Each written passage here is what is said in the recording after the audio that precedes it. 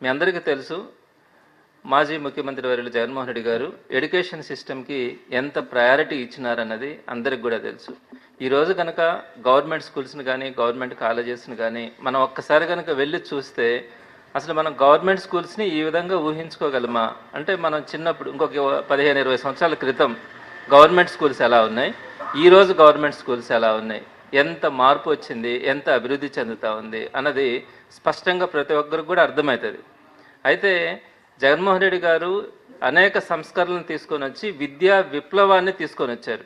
ఒక ఆంధ్ర రాష్ట్రంలో, భారతదేశంలోనే కాదు ప్రపంచ దేశాలకి సంబంధించి కాంపిటేటర్స్గా మన గవర్నమెంట్ స్కూల్ స్టూడెంట్స్ ఎదిగేలాగా జగన్మోహన్ రెడ్డి గారు చేసినటువంటి ప్రయత్నం ఒక అద్భుతం. ఈ విషయంలో ఆంధ్ర రాష్ట్ర ప్రజలు ఎవరు కూడా కాదనలేరు. చంద్రబాబు నాయుడు గారు 100 సంవత్సరాలు సీఎంగా ఉన్నా కూడా ఆయన ఇంత గొప్పగా గవర్నమెంట్ ఎడ్యుకేషన్ సిస్టమ్ని మార్చే అవకాశం అయితే లేదు.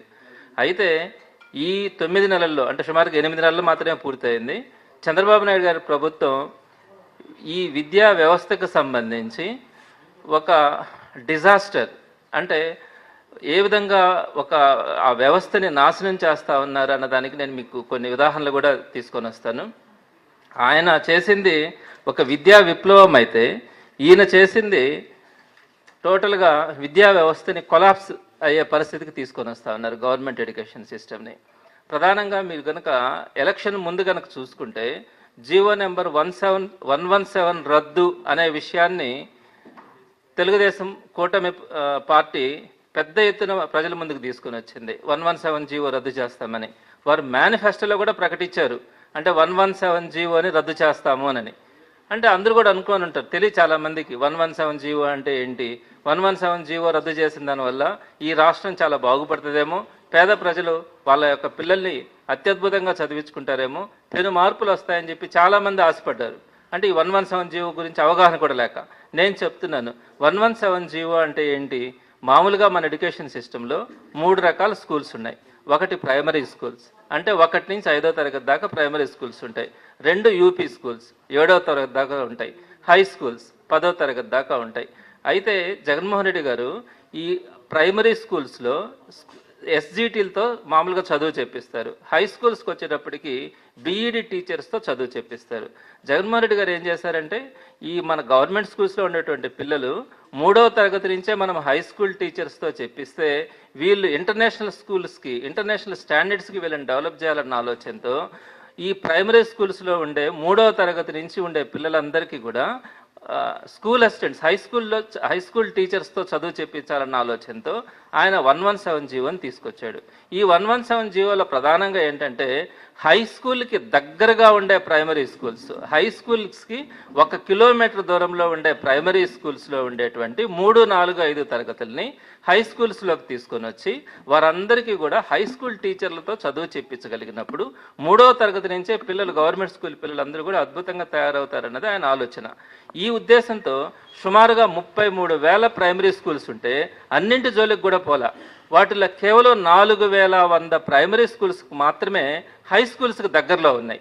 ఈ 4,100 స్కూల్స్, ప్రైమరీ స్కూల్స్లో ఉండేటువంటి 3, 4, 5 తరగతులను తీసుకెళ్ళి హై స్కూల్స్లో చేర్పించి వారందరికీ కూడా హై స్కూల్ టీచర్స్తో చదువు చెప్పించే ప్రయత్నం చేసిందే ఈ 117 జీవో.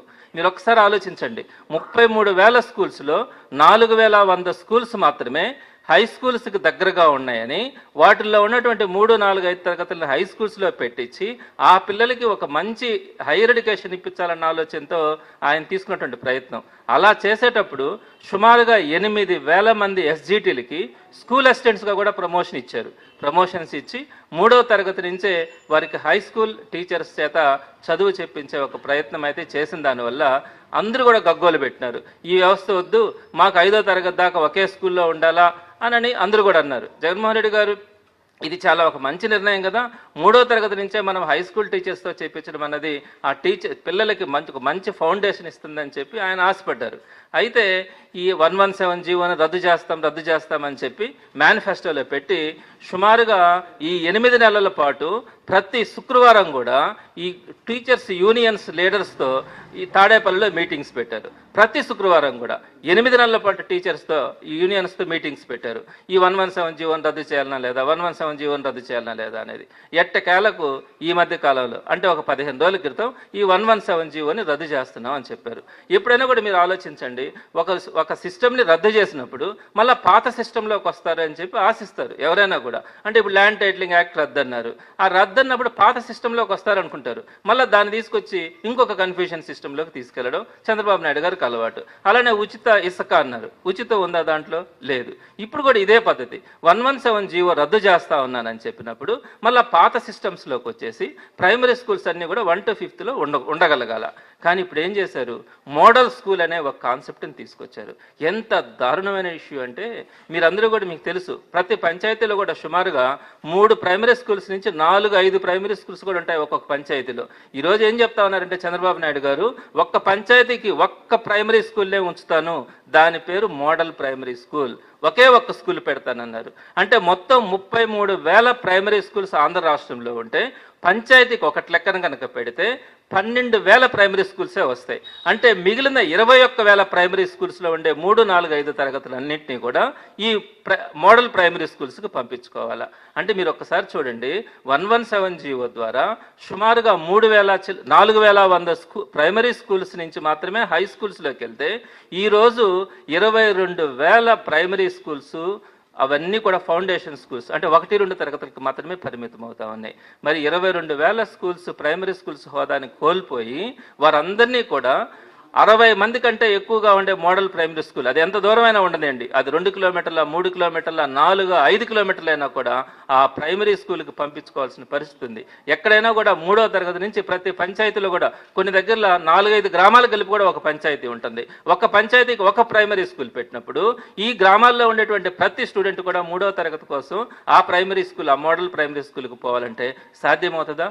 ఈ వ్యవస్థ నిలబడుతుందా? ఎప్పటి నుంచో ఉంది మనకి. హరిజన వాడికి ఒక స్కూల్ ఉంటుంది, అరుంధతి వాడికి ఒక స్కూల్ ఉంటుంది, అట్లా ఊర్లో ఒక స్కూల్ ఉంటుంది, ప్రైమరీ స్కూల్స్. అందరూ కూడా వాళ్ళకి దగ్గరలో ఉన్నటువంటి ఆ ప్రైమరీ స్కూల్స్లో చదివించుకుంటూ 5వ తరగతి అయిన తర్వాత హై స్కూల్స్కి పంపించుకుంటా ఉన్నారు. తర్వాత మనం 117 జీవో తీసుకొని వచ్చి కొన్ని స్కూల్స్ని మాత్రమే మనం ఆ విధంగా తీసుకొని వస్తే ఈరోజు 22,000 ప్రైమరీ స్కూల్స్ వాటి యొక్క ఉనికిని కోల్పోయి పెద్ద ప్రమాదంలోకి పడే పరిస్థితిని ఈరోజు మనం చూస్తూ ఉన్నాం. ఇంకోటి ఏం చెప్పారు, 22,000 ప్రైమరీ స్కూల్స్లో కొన్నింటిని 5వ తరగతి దాకా ఉంచుతామని చెప్పి ఈరోజు బలవంతంగా టీచర్లని మీరందరూ కూడా మోడల్ ప్రైమరీ స్కూల్స్కి పంపించాల్సిందే, మీవన్నీ కూడా 2వ తరగతికి మాత్రమే పరిమితం అవుతాయి, దానికి బాధ్యత మీరే వహించాలని చెప్పి టీచర్లకు చెప్తా ఉన్నారు. అంటే పంపించకపోతే టీచర్లనే బాధ్యులను చేస్తూ ఉన్నారు. పేరెంట్స్ కనుక ప్రెషర్ చేస్తే మీ టీచర్లే మోడల్ స్కూల్స్కి పంపించేస్తా ఉన్నారు, మీ టీచర్లే బాధ్యులని చెప్తా ఉన్నారు. ఈ విధంగా టీచర్లని మధ్యలో నలుపుతా ఉన్నారు. అంటే పంపించకపోతే టీచర్లను తిడతా ఉన్నారు, పంపిస్తే పేరెంట్స్ కనుక గొడవ చేస్తే మీ టీచర్లే ఆ మోడల్ స్కూల్స్కి పంపించేస్తా ఉన్నారు మీ స్కూల్స్ నుంచి అని చెప్తా ఉన్నారు. ఈ విధంగా ఈరోజు ప్రైమరీ స్కూల్ వ్యవస్థలో గతంలో 117 జీవో ద్వారా ఒక అద్భుతమైనటువంటి వ్యవస్థను తీసుకురావాలని 4,100 స్కూల్స్కి మాత్రమే ప్రయత్నిస్తే ఈరోజు 22,000 స్కూల్స్ సుమారుగా ప్రైమరీ స్కూల్స్ హోదాన్ని కోల్పోతా ఉన్నాయంటే ఎంతటి డిజాస్టర్ ఉంటుందన్నది మీరు ఆలోచించండి.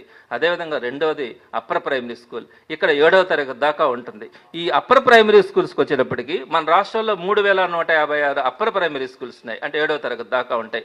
ఈరోజు ఒక్క అప్పర్ ప్రైమరీ స్కూల్ కూడా ఉండకూడదు అన్నది చంద్రబాబు నాయుడు గారు తీసుకున్నటువంటి నిర్ణయం. చూడండి, మీరు ఎప్పుడైనా కూడా చూడండి, 7వ తరగతి దాకా ఆ దగ్గరలో ఉన్నట్టు ఆడపిల్లలు కానీ వారందరూ కూడా పోయి చదువుకుంటామంటే ఈరోజు వాటన్నింటిలో కూడా ఏం చెప్తా ఉన్నారు, అప్పర్ ప్రైమరీ స్కూల్లో 6, 7 తరగతులు ఉంటాయి కదా, వాటిల్లో 30 మంది పిల్లలు కనుక లేకపోతే దాన్ని అప్పర్ ప్రైమరీ స్కూల్ హోదాన్ని తగ్గించేసి దాన్ని ప్రైమరీ స్కూల్గా మారుస్తామంటున్నారు. అంటే ఈ 6, 7 తరగతుల పిల్లలు ఏం చేయాలి? అప్పుడు ఎక్కడో హై స్కూల్ 5 కిలోమీటర్లు, 6 కిలోమీటర్ల దూరంలో ఉండే హై స్కూల్కి పోవాలా. గవర్నమెంట్ స్కూల్స్లో ఇది సాధ్యమవుతుందా?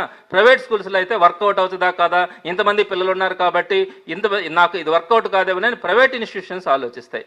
గవర్నమెంట్ వాళ్ళు కనీసం 1-2 పిల్లలు ఉన్నా కూడా అక్కడ చదువు చెప్పాల్సిన బాధ్యత ప్రభుత్వాన్ని. అట్లాంటిది అప్పర్ ప్రైమరీ స్కూల్ వ్యవస్థను ఈరోజు పూర్తిగా నిర్వీర్యం చేస్తా ఉన్నారు. 3,156 అప్పర్ ప్రైమరీ స్కూల్స్ ఉంటే సుమారుగా 2,500 అప్పర్ ప్రైమరీ స్కూల్స్లో 6, 7 తరగతుల్లో 30 మంది కంటే తక్కువ మంది పిల్లలు ఉన్నారు. మరి ఈ అప్పర్ ప్రైమరీ స్కూల్స్లో ఉండి 6, 7 మంది పిల్లలు అందరినీ హై స్కూల్స్కి పంపించి దూరంగా పంపిస్తే అది సాధ్యం కాదు, వాళ్ళు పోలేరు. సో అప్పర్ ప్రైమరీ స్కూల్స్లో సుమారుగా 75% అప్పర్ ప్రైమరీ స్కూల్స్ అన్నీ కూడా ప్రైమరీ స్కూల్ స్థాయికి దిగజారిపోయినాయి. మిగిలినవి వాటిని హై స్కూల్స్గా మారుస్తామని చెప్తా ఉన్నారు. సో ఇది ఒక పెద్ద డిజాస్టర్. ఇకపోతే మూడవది high school plus. Jaganmohan Reddy గారు హై స్కూల్ ప్లస్ వ్యవస్థను తీసుకొని వచ్చినారు.